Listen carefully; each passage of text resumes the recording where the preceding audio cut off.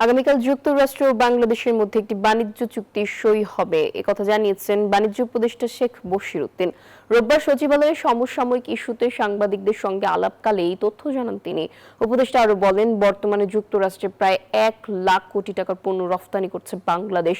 এই বাজার ধরে রাখতে এবং সম্পর্ক আরো জোরদার করতে বোয়িং কোম্পানি থেকে 25টি উড়োজাহাজ কেনার সিদ্ধান্ত নেওয়া হয়েছে।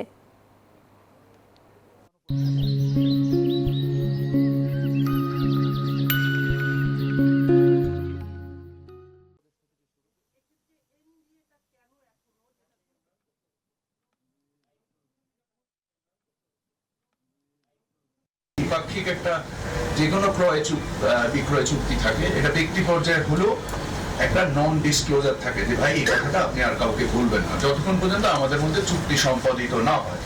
আর চুক্তি সম্পাদন হলে নিশ্চয়ই এই চুক্তি প্রকাশিত হবে। আমি প্রকাশের ক্ষেত্রে কোনো সমস্যা দেখি না।